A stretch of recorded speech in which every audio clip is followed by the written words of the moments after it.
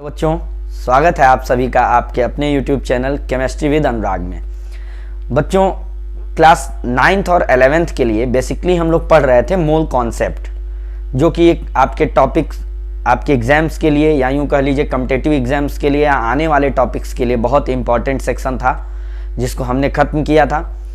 आज भी बच्चों आपका ऐसा ही एक इम्पॉर्टेंट टॉपिक है जो आपके एग्जाम्स के लिए बहुत ही स्कोरिंग होता है और इसको जानना बहुत ज़रूरी होता है, जो कि है लॉज ऑफ केमिकल कॉम्बिनेशन, रासायनिक संयोग के नियम। बच्चों, जब आप फिजिक्स आपने पढ़ी होगी तो उसमें आपने पढ़ा होगा Newton's laws of motion, Newton के गति विषयक नियम, जिसमें 3 लॉज आपने पढ़े होंगे और आपने ये जाना होगा कि कोई भी मोशन हो रही होगी उसमें उन 3 लॉज में से कोई ना कोई एक जरूर फॉलो किया जाएगा। ऐसे ही बेटा, जब केमिस्ट्री में कोई कॉम्बिनेशन होता है, कोई रिएक्शन होती है, कोई अभिक्रिया होती है रसायन विज्ञान में, तो वो कुछ नियमों के तहत होती है, कुछ खास लॉज के तहत होती है। उन्हीं लॉज को हम लॉज ऑफ केमिकल कॉम्बिनेशन के नाम जानते हैं। मतलब ये कि ये जो लॉज हैं ये कुछ फंडामेंटल लॉज हैं जो हर एक रासायनिक क्रिया, हर एक केमिकल रिएक्शन में कहीं ना कहीं ये इन्वॉल्व होते ही होते हैं। तो ये हैं कितने, ये जान लेते हैं। ये टोटल 5 लॉज हैं बेटा, जिसमें फर्स्ट है लॉ ऑफ कंजर्वेशन ऑफ मास, हिंदी में बोलेंगे द्रव्यमान संरक्षण का नियम। सेकेंड लॉ है बेटा law of constant proportion, law of constant proportion, स्थिर अनुपात का नियम, स्थिर अनुपात का नियम। थर्ड लॉ है लॉ ऑफ मल्टीपल प्रोपोर्शन, इसको हिंदी में बोलते हो बेटा गुणित अनुपात का नियम। Fourth law law of inverse proportion या रेसिप्रोकल प्रोपोर्शन भी इसको बोलते हैं बेटा, इसको हिंदी में बोलते हैं तुल्य या व्युत्क्रम अनुपात का नियम।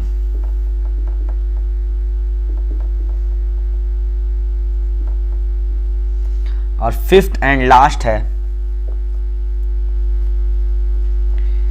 Gay Lussac law of gaseous volume, Gay Lussac का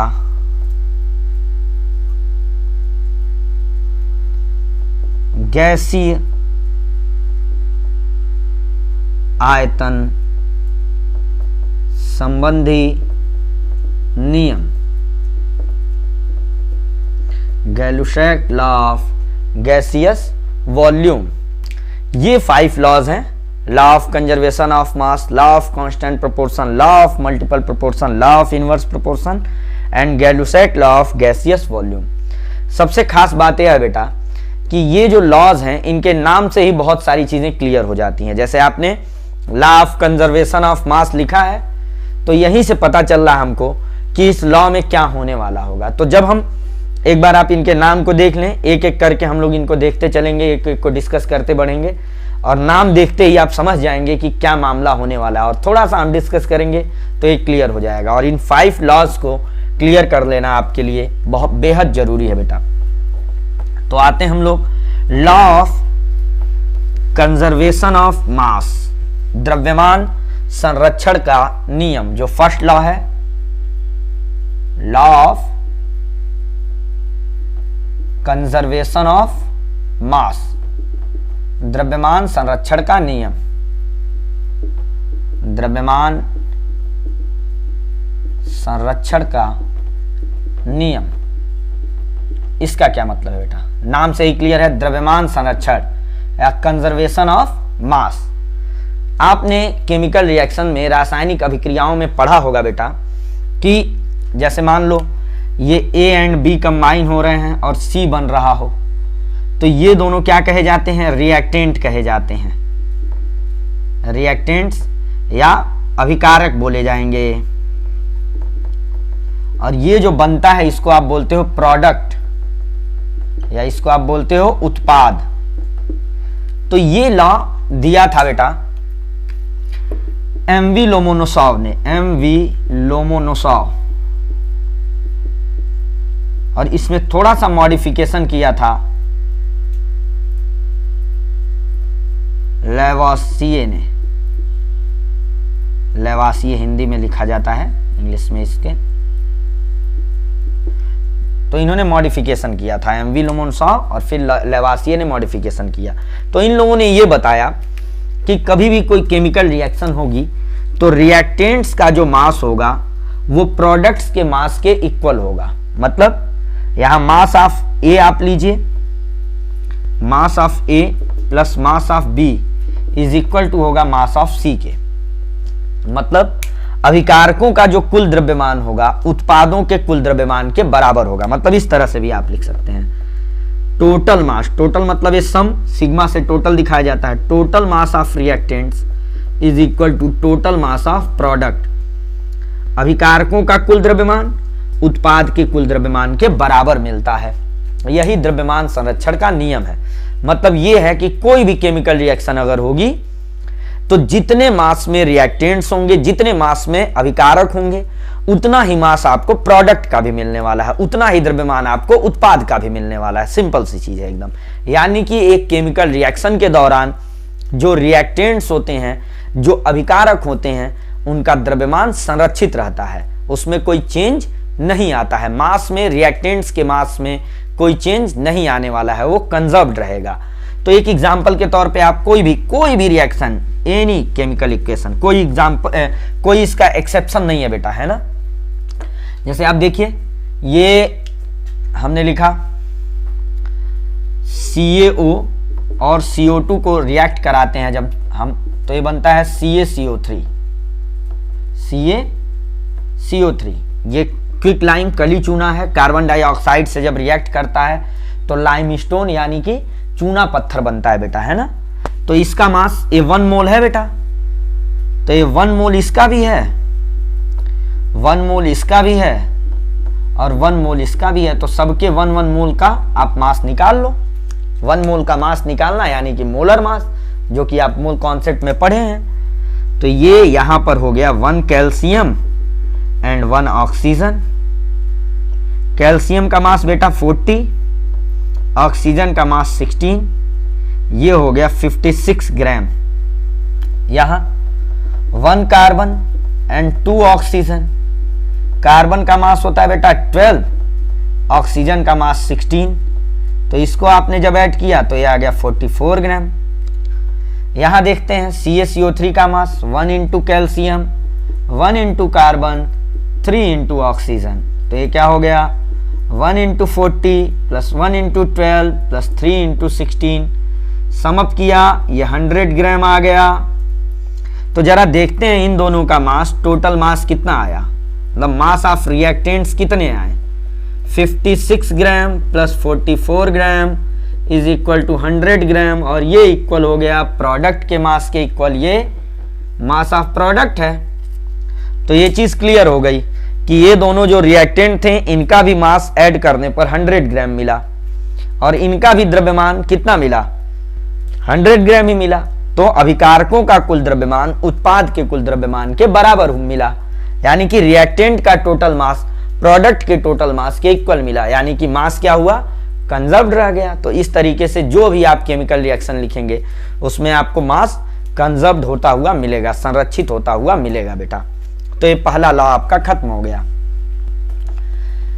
अब इस पे क्या है, क्वेश्चंस इस तरह के कैसे आएंगे, आपसे सीधी सीधी चीज पूछी जा सकती है कि भाई एक रिएक्शन कोई दे दिया, आपसे मान लो यही रिएक्शन पूछ दिया कि H2 2H2 and O2 gives 2 moles of water अब आप यहां जान रहे हो कि H2 का मास होता है 2 इंटू 2 4 ग्राम, ये हो गया 16 इंटू 2 32 ग्राम, और ये कितना बना 2 इंटू 18 ग्राम, यानी कि अभी 36 ग्राम। तो आप एक चीज देख रहे हो कि 36 ग्राम वाटर बनाने के लिए आपको कितने हाइड्रोजन चाहिए हो रहे हैं, 4 ग्राम हाइड्रोजन। तो आपसे ऐसे क्वेश्चन पूछा जा सकता है कि भाई हमको चाहिए 100 ग्राम वाटर या 90 ग्राम वाटर चाहिए, तो कितना हमको H2 लेना होगा या कितना O2 हमको लेना होगा। सिंपल सी चीज, कोई भी मास यहां दे सकता है। दे दिया कि 54 ग्राम H2O चाहिए, अब बताओ कि कितना O2 चाहिए हमको। What mass of oxygen is required to produce 90 gram of water, 90 gram जल बनाने के लिए कितना ऑक्सीजन की जरूरत होगी। तो इस तरह से क्वेश्चंस इस पे बन सकते हैं। लॉ ऑफ कंजर्वेशन ऑफ मास पे ये लगते हैं। फिर इसके बाद बात आती है बेटा सेकेंड है, सेकेंड लॉ जो है लॉ ऑफ कांस्टेंट प्रोपोर्शन, यानी कि स्थिर अनुपात का नियम। यह भी बेहद आसान है। स्थिर अनुपात का नियम प्रपोज किया था जेएल प्राउस्ट ने बेटा। कभी कभार इनके जो जिन लोगों ने इन लॉज को प्रपोज किया उनका नाम भी पूछ देता है, बट ये इंपॉर्टेंट बात नहीं है। मेन है कि ये लॉ में है क्या चीज, तो ये इसके भी नाम से देखो क्लियर हो रही है चीजें।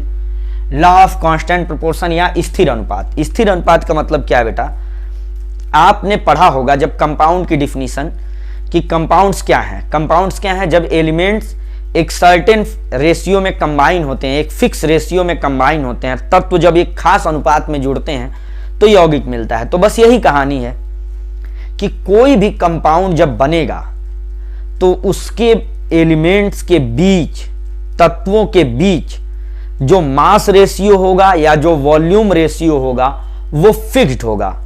The mass and volume ratio among elements of a compound is fixed and constant, वो बदलने वाला नहीं है। लॉ ऑफ डिफिनिट प्रोपोर्शन भी बोलते हैं इसको, कांस्टेंट प्रोपोर्शन या डिफिनिट, निश्चित अनुपात का नियम, है ना। मतलब कहने का ये है कि इसमें कोई बदलाव नहीं आने वाला है। जो रेशियो होंगे एलिमेंट्स के मासेस के बीच वो बदलने वाला नहीं है। चाहे आप किसी भी सोर्स से लीजिए कंपाउंड को, किसी मेथड से बनाइए, ठीक है। जैसे आपने H2O लिया, H2O मॉलिक्यूल्स हैं अगर, तो अभी टैप वाटर हो या समुद्र का जल हो या आपने लैब में तैयार किया हो, किसी भी मेथड से तैयार किया हो, H2O है, तो यहां दो तरह के रेशियो होते हैं। एक मास रेशियो होता है बेटा, द्रव्यमान का अनुपात होता है, और दूसरा होता है वॉल्यूम रेशियो, आयतन का अनुपात होता है बेटा। Mass ratio and volume ratio. Mass ratio H/2O, कितने हाइड्रोजन है भाई, 2 हाइड्रोजन एटम आपको दिख रहे हैं, ऑक्सीजन एटम सिंगल दिख रहा है, तो 2 into 1 hydrogen atomic mass is 1। Hydrogen का परमाणु भार कितना, 1 होता है। ये सारी बातें आपको पहले बताई जा चुकी हैं पिछले क्लास लेक्चर्स में आपके। तो ये हो गया 2, और ऑक्सीजन का मास 16, कितना आया 1:8। तो अब ये जो मास रेशियो आया हाइड्रोजन और ऑक्सीजन के बीच का जो रेशियो आया, ये बिल्कुल बदलने वाला नहीं है। आप कहीं से भी H2O ले लीजिए, है ना, किसी भी मेथड से बना लीजिए, हाइड्रोजन और ऑक्सीजन के बीच मास का रेशियो हमेशा 1:8 आने वाला है। जैसे वॉल्यूम रेशियो क्या है H/2O, ये सीधे नंबर ऑफ एटम्स का रेशियो, कितने हाइड्रोजन है 2, ऑक्सीजन कितने हैं 1। मतलब अगर 2 मोल हाइड्रोजन लोगे तो 1 मोल ऑक्सीजन लेना होगा आपको, 6 मोल हाइड्रोजन लेंगे तो 3 मोल ऑक्सीजन लेना होगा। ये वॉल्यूम की बात हो गई। अमूमन आपको मास रेशियो ही निकालना होता है, क्योंकि ये तो दिख ही रहा है सीधे सीधे 2:1। जैसे मान लो अमोनिया रहता, अमोनिया, तो भाई यहाँ नाइट्रोजन इज टू हाइड्रोजन निकालना है, यहाँ नाइट्रोजन इज टू हाइड्रोजन। ये मान लो वॉल्यूम वाला निकालना है, यहाँ मास वाला निकालना है, द्रव्यमान वाला। नाइट्रोजन का मास होता है 14, हाइड्रोजन 3, तो ये 14:3 आ गया। लेकिन मास वॉल्यूम रेशियो 1:3, इजी है, देख के ही पता चल गया, 1 नाइट्रोजन 3 हाइड्रोजन। तो आयतन से निकालना अनुपात आसान है, द्रव्यमान वाला आपको परमाणु भार याद होना चाहिए। अब ये जैसे अमोनिया है, इसमें नाइट्रोजन और हाइड्रोजन के मास का रेशियो 14:3 आ गया, तो ये बदलने वाला नहीं है। चाहे अमोनिया आप किसी भी ढंग से तैयार करिए, किसी भी सोर्स की अमोनिया ले लीजिए, ठीक है। तो ये हो गया बेटा लॉ ऑफ कांस्टेंट प्रोपोर्शन। इस पे आप कुछ का मास रेशियो हमें निकाल के बताइएगा। मास रेशियो मतलब जैसे CO2 में निकालिए, पहला क्वेश्चन आपका हो गया। सेकंड CO में बताइए। थर्ड NH2CO NH2 में निकालिए। फोर्थ H2S में निकालिए मास रेशियो। फिफ्थ CH4 में निकालिए। सिक्स्थ C2H6 में निकालिए। सेवेंथ CH2 में निकालिए। एट्थ आप निकाल दीजिए C6H12O6 में। मास रेशियो, द्रव्यमान अनुपात निकालना है आपको। द्रव्यमान अनुपात इनके एलिमेंट्स के बीच में, ठीक है। तो ये दो लॉ हमने देख लिए। थर्ड पर आते हैं। थर्ड लॉ क्या कहता है?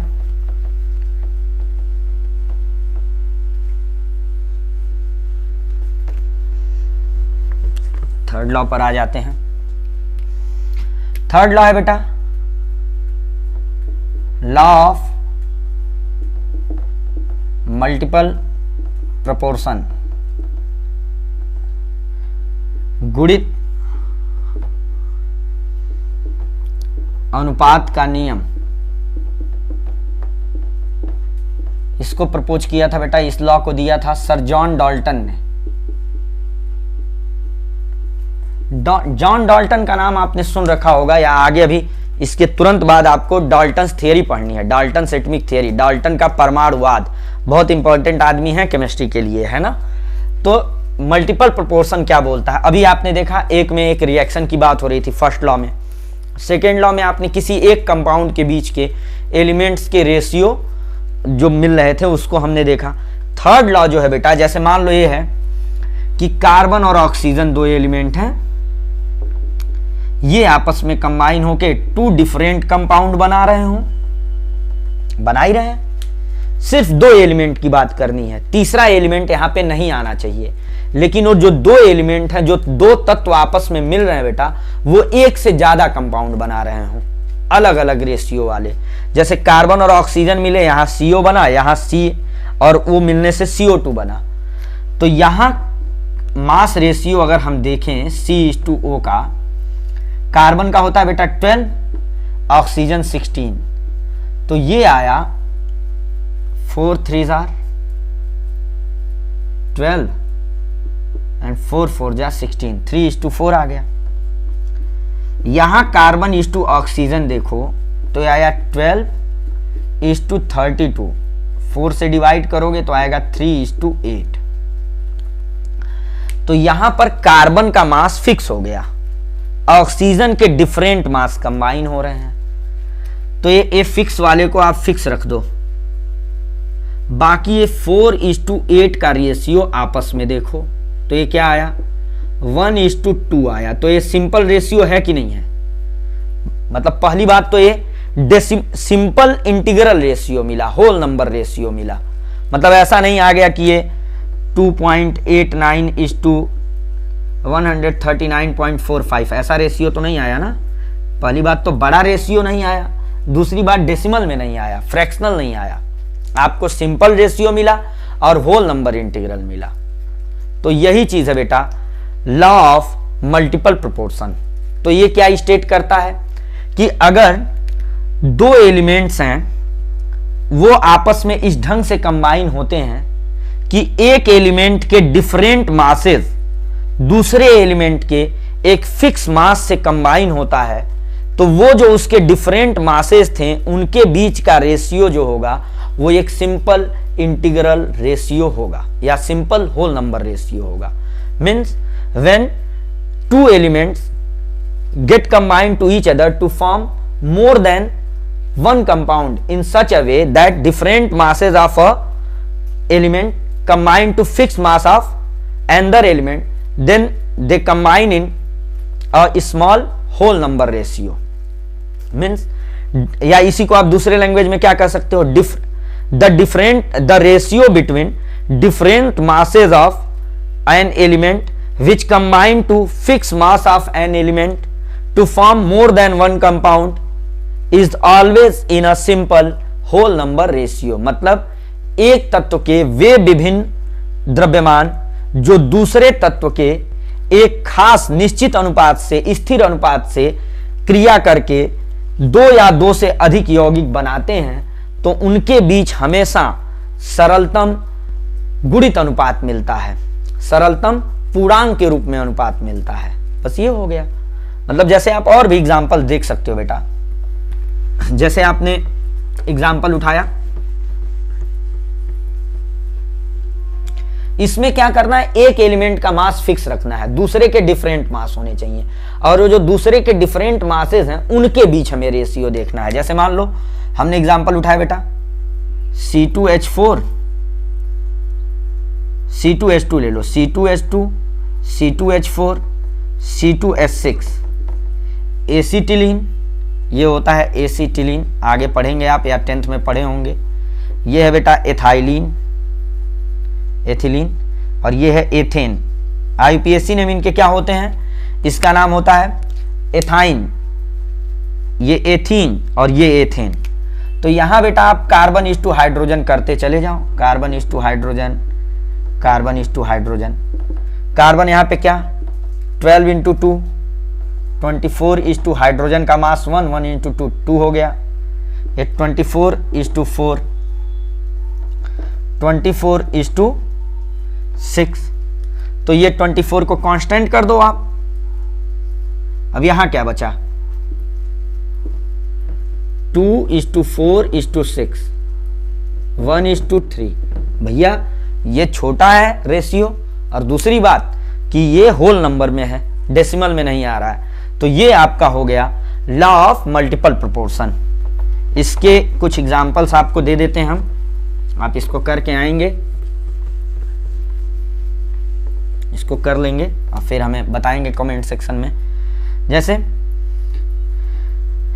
N2O, NO2, N2O3, N2O4, N2O5, इसमें जरा नाइट्रोजन इस टू ऑक्सीजन निकाल करके इस फार्मूले पे प्रूफ करके दिखाइए। ऐसे ही है H2O and H2O2, hydrogen oxide मतलब वाटर है, हाइड्रोजन पर ऑक्साइड, ये एक सेट हो गया। ऐसे ही है सल्फर डाइऑक्साइड, सल्फर ट्राइऑक्साइड। इसमें लेकिन जो भी आप एग्जाम्पल लेंगे वो ऐसे एग्जाम्पल लेंगे जिनमें केवल 2 एलिमेंट्स हो, नॉट मोर देन 2 एलिमेंट्स, 2 से ज्यादा एलिमेंट्स वाले एग्जाम्पल यहाँ पे ना मिले। तो ये कहानी थी बेटा, थर्ड लॉ जो था लॉ ऑफ मल्टीपल प्रोपोर्शन। अब हम लोग आगे बढ़ते हैं, law of inverse proportion, law of inverse proportion. यहां थोड़ा सा आपको रुक के और बड़े इत्मीनान से समझना पड़ेगा। लॉ ऑफ इनवर्स प्रोपोर्शन, व्युत्क्रम अनुपात का नियम या तुल्य अनुपात का नियम, व्युत्क्रम अनुपात का नियम। अभी देखा आपने, अब चलिए एक बार रिवाइज करते हैं। फर्स्ट लॉ में हमने देखा कि एक केमिकल रिएक्शन हो रही थी जिसमें रिएक्टेंट और प्रोडक्ट के मास को देखना था, अभिकारक और उत्पाद के द्रव्यमान को देखना था। दूसरा हमने देखा कि किसी एक सिंगल कंपाउंड के एलिमेंट्स का रेशियो लेना था, किसी एक यौगिक के तत्वों का अनुपात लेना था। तीसरे में क्या देखा, 2 एलिमेंट वाले कई सारे कंपाउंड थे। यहां पे क्या होगा बेटा, 3 एलिमेंट्स होंगे। जैसे मान लो ये है कार्बन है, कार्बन है, हाइड्रोजन है और ऑक्सीजन है। जैसे नहीं होती है त्रिकोणीय श्रृंखला, 3 टीमें कोई सीरीज खेल रही होती हैं, एक बार में 2 टीमें एक साथ खेलेंगी। तो यहां पे इन तीनों के बीच का रिलेशन हमको देखते हुए आगे बढ़ना है। जैसे देखो ये कार्बन और हाइड्रोजन मिलते हैं तो क्या बनता है, यहां बनता है बेटा CH4। कार्बन और ऑक्सीजन के मिलने से बनता है CO2। हाइड्रोजन और ऑक्सीजन के मिलने से बनता है H2O। अब यहां अगर आप कार्बन और हाइड्रोजन का रेशियो देखो तो कार्बन हो गया 12:4, यानी कि आ गया 3:1। यहां कार्बन और ऑक्सीजन का अगर आप रेशियो देखो तो क्या मिला, 12:32, फाइनली आपको मिल गया 3:8। अच्छा, ये चीज नोट करने वाली बात आ गई यहां पे कि यहां कार्बन 3, यहां भी कार्बन 3, हाइड्रोजन है 1 और ऑक्सीजन है क्या 8। तो अगर यहां से हम हाइड्रोजन और ऑक्सीजन का रेशियो देखें तो क्या मिला, 1:8 मिला, क्योंकि इसका 1 यूनिट कंबाइन हो रही थी 3 से, इसकी 8 यूनिट कंबाइन हो रही थी 8 से। तो हाइड्रोजन और ऑक्सीजन का डायरेक्ट रेशियो तो नहीं मिला, डायरेक्ट मतलब ये खुद में जुड़ जाए। यहां इनडायरेक्टली अगर हम रेशियो देखते हैं तो क्या मिलता, 1:8। फिर क्या किया, हाइड्रोजन और ऑक्सीजन को कंबाइन करा दिया आपस में, तो हाइड्रोजन का मास हो गया 2, भाई 1 होता है, 1 × 2, 2 आ गया, 2:16, फाइनली क्या आया 1:8। तो ये हाइड्रोजन ऑक्सीजन जब आपस में डायरेक्टली नहीं मिले थे, किसी थर्ड पर्सन के जरिए मिल रहे थे, थर्ड एटम के जरिए मिल रहे थे, तब इनके बीच रेशियो था 1:8। फिर जब ये डायरेक्टली आपस में कंबाइन हो गए, म्यूचुअली कंबाइन हुए, तब भी रेशियो मिला 1:8। यही बेटा inverse law of inverse proportion यही डिस्कस करता है कि मतलब क्या है कि दो एलिमेंट हैं, वो किसी तीसरे से कंबाइन हुए, 2 एलिमेंट्स हैं हाइड्रोजन ऑक्सीजन जैसे, ये किसी तीसरे से कंबाइन हुए और 2 डिफरेंट कंपाउंड्स बनाया, तब जो उनके बीच रेशियो आएगा वो रेशियो या तो उस रेशियो के एग्जैक्टली इक्वल होता है या इसी का कोई मल्टीपल होता है, इसी का कोई गुणांक होता है, जब वो आपस में कंबाइन होते हैं और कोई कंपाउंड बनाते हैं। मतलब एक बार इन दोनों एलिमेंट्स को किसी थर्ड एलिमेंट के एक फिक्स मास से आप कंबाइन कराओ और फिर इन दोनों में रेशियो देखो, मतलब हाइड्रोजन कंबाइन किया 3 यूनिट कार्बन से, ऑक्सीजन कंबाइन किया 3 यूनिट कार्बन से, तो यहां से हाइड्रोजन और ऑक्सीजन का रेशियो आप निकाल लो, फिर हाइड्रोजन और ऑक्सीजन को डायरेक्टली कंबाइन करा दो, फिर जो रेशियो आया इन दोनों रेशियो को कंपेयर करो, तो या तो आपको सेम रेशियो मिल जाएगा, जैसे यहां 1:8 मिल गया, नहीं तो आपको क्या मिल जाता, जैसे 1:16 मिल जाता या 1:4 मिल जाता, कुछ इस तरह का मिलता। इसी का कोई मल्टीपल मिलता है बेटा, इसी का कोई गुणांक मिलता है।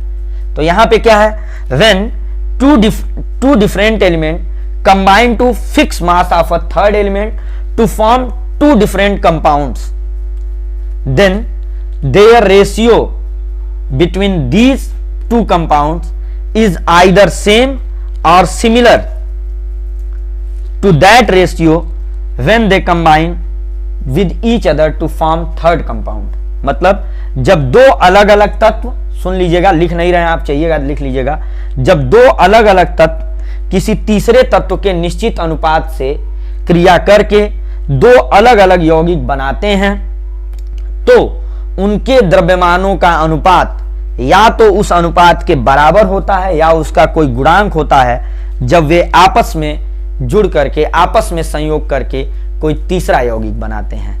ठीक है, मतलब यह है जैसे हमने पहले ऑस्ट्रेलिया को इंडिया से खिलाया, फिर न्यूजीलैंड को इंडिया से खिलवाया मैच, और हमने देखा कि जैसे मान लो ये ऑस्ट्रेलिया इंडिया से हार गई, न्यूजीलैंड मान लो जीत जा रहा है इंडिया से, तो क्या प्रोबेबिलिटी होगी, प्रोबेबिलिटी होगी कि ऑस्ट्रेलिया की टीम तगड़ी है, ये इनको भी हरा देगी। खैर ये प्रोबेबिलिटी गेम है, ऐसा एग्जांपल यहाँ पे सेट, लेकिन आप समझने के लिए आप समझ सकते हैं इस चीज को कि जैसे यहाँ यहीं से हमने देख लिया कि हाइड्रोजन ऑक्सीजन का बिहेवियर कैसा होगा, कि भाई अगर हाइड्रोजन कार्बन के दुश्मन है और ऑक्सीजन के दोस्त हैं, तो नो डाउट हाइड्रोजन ऑक्सीजन में क्या होने वाला है आप थोड़ा सा प्रेडिक्ट कर सकते हैं, इसके बारे में आप बता सकते हो, है ना।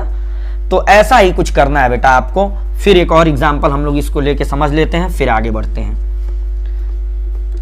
जैसे हमने लिया बेटा ये CH&O, तो यहां इन दोनों के मिलने से बना CH2, इन दोनों के मिलने से बना CO2, इन दोनों के मिलने से बना SO2।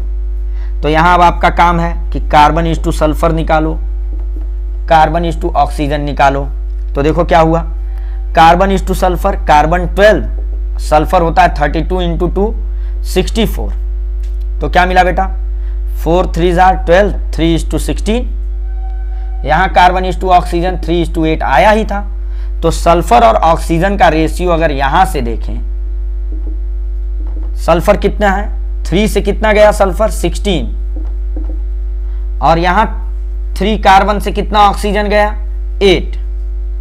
तो ये कितना आया 2:1। सल्फर इज टू ऑक्सीजन कितना आया 2:1। और यहां पे देखो sulphur is to oxygen, sulphur क्या है, सल्फर का मास 32 और ऑक्सीजन का 16, बट 16 इंटू 2 32। ये आ गया 1:1, ये आया 2:1, यहां आया 1:1। तो ये 1 इंटू 2 होता है कि नहीं, 1 में 2, इसी का मल्टीपल मिला कि नहीं मिला आपको। तो या तो सेम मिल जाएगा जैसा पिछले में मिला था, या तो इसका मल्टीपल मिलेगा जैसे यहां पर मिल रहा है। मतलब एक बार कार्बन और सल्फर को जोड़ो CH2 बनाओ, यहां कार्बन और सल्फर का रेशियो ले लो, फिर एक बार कार्बन और ऑक्सीजन को कंबाइन करो CO2 बनाओ, इनका रेशियो 3:8। यहां सल्फर 16 ऑक्सीजन 8, दोनों को रेशियो ले लिया, फिर सल्फर ऑक्सीजन को डायरेक्टली कंबाइन करा दिया। ऐसे ही एक एग्जांपल, कार्बन सल्फर हाइड्रोजन, यहां CH4, यहां H2S और यहां बना CH2। इसको आप करके देखिएगा कि ये लॉ सही है या नहीं है ना, एज ए एविडेंस। आते हैं 5th लॉ पर बेटा, जो लास्ट लॉ है 5th लॉ। 5th लॉ तो नाम से ही क्लियर है, गैलुसैक लॉ ऑफ गैसियस। अच्छा, इस लॉ को जो अभी आपने पढ़ा, इसको जेवी रिक्टर ने दिया था बेटा, जेवी रिक्टर ने प्रपोज किया था, है ना। लॉ ऑफ इनवर्स प्रोपोर्शन जेवी रिक्टर ने दिया था। अब आते हैं हम लोग, नेक्स्ट लॉ है Gay Lussac law of gaseous volume. Gay Lussac का गैसी आयतन संबंधी नियम। ये भी बहुत, जैसे मास वाला था फर्स्ट लॉ जो था मास कंजर्वेशन, वैसा ही कुछ यहाँ पर है बेटा। यहाँ कंजर्वेशन नहीं, यहाँ रेशियो की बात होती है। जैसे देखो, मान लो हमने लिया, ये नो डाउट है कैसे रिएक्शंस के लिए होगा, गैसियस रिएक्शन के लिए। मतलब इसमें रिएक्ट करने वाले भी गैसेज हों और प्रोडक्ट जो मिल रहा हो, क्रिया करने वाले तो गैस होंगे ही होंगे, जो बनेगा वो भी गैस होगा। N2 + 3H2 gives to NH3। ये रिवर्सिबल रिएक्शन होती है, मोनोडायरेक्शनल भी दिखा सकते हो। ये गैसियस है, ये भी गैसियस है, ये भी गैसियस है।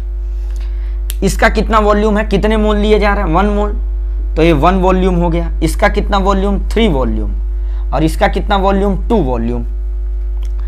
तो रिएक्टेंट्स का वॉल्यूम VR कह दें। रिएक्टेंट मतलब अभिकारक का आयतन, अभिकारकों का आयतन 1-3 कितना है बेटा 4।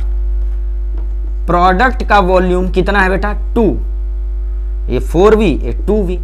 दोनों का रेशियो ले लो, volume of reactant ratio volume of product कितना मिला 4:2, यानी कि 2:1।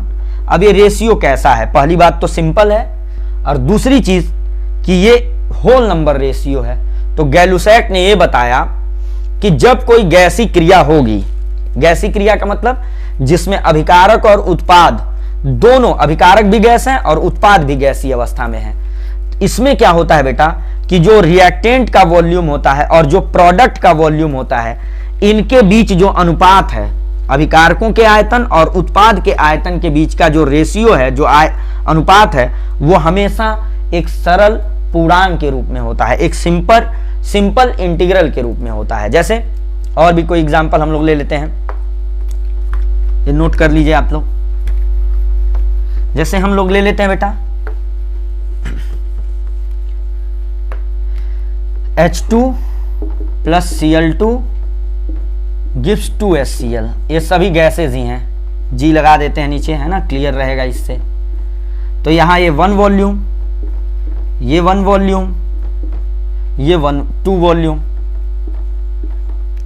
तो इनका वॉल्यूम ऑफ रिएक्टेंट कितना मिला 1 + 1 2 वॉल्यूम, वॉल्यूम ऑफ प्रोडक्ट कितना मिला 2 volume, volume of reactant ratio volume of product 2:2 1:1, simple भी है और होल नंबर में भी है। इस पे अब कैसे क्वेश्चन देगा, जैसे मान लो अभी अमोनिया वाला आपने लिखा था N2 + 3H2 gives 2 NH3, इसका 1 मोल का वॉल्यूम 22.4 लीटर, इसका 3 मोल कितने 3 × 22.4 लीटर। अब ये 22.4 लीटर मैंने कहाँ से लिख दिया, जाइए मोल कॉन्सेप्ट पढ़िए, वीडियो देखिए। 2 × ये 2 मोल्स हैं, तो ये 2 × 22.4 लीटर। तो अब पूछ देगा भाई, अब आप यहाँ पे जान गए कि 22.4 लीटर नाइट्रोजन चाहिए आपको 44.8 लीटर अमोनिया बनाने के लिए। तो पूछ देगा कि 20 लीटर अमोनिया बनाने के लिए कितना N2 चाहिए। तो जो यूनिटरी मेथड आप लगाते आए हैं मैथ्स में कि भाई since as 22.4 litre nitrogen is required to produce 44.8 litre ammonia, so how much N2 is required for production of 20 litre ammonia. तो यहां पे हम क्या करेंगे बेटा, N2 जो है N2 ऐसे लिख लेंगे, since 22.4 litre N2 is required for 44.8 litre ammonia, so for 20 litre ammonia, इधर मल्टीप्लाई ये और ये डिवाइड हो जाएगा। तो यूनिटरी मेथड्स जैसे आप लगाते आए हैं उसी तरह से इसको कर लेंगे, है ना। तो ये हमारे 5 लॉज ऑफ केमिकल कॉम्बिनेशन थे, ये निपट गया, एक बड़ा टॉपिक था बेटा। अब आगे हम लोग डाल्टन्स एटॉमिक थियरी से इसको आगे बढ़ाएंगे। इसको आप देखिएगा, कोई क्यूरी होगी तो कमेंट सेक्शन में आप हमसे डिस्कस करिएगा। इस तरह के क्वेश्चंस आप जरूर सॉल्व करिएगा, जो यूनिटरी मेथड वाले बता रहे हैं, एक नियम वाले सवाल, ठीक है। फिर इस पे आगे हम लोग डिस्कस करेंगे। बने रहिए हमारे साथ। वीडियो अच्छा लगे तो अपने दोस्तों के साथ भी शेयर करिए बच्चों, और ऐसे ही आगे बढ़ते रहिए। धीरे धीरे हम लोग काफ़ी कुछ खींच ले जाएंगे केमिस्ट्री में, है ना। Thank you.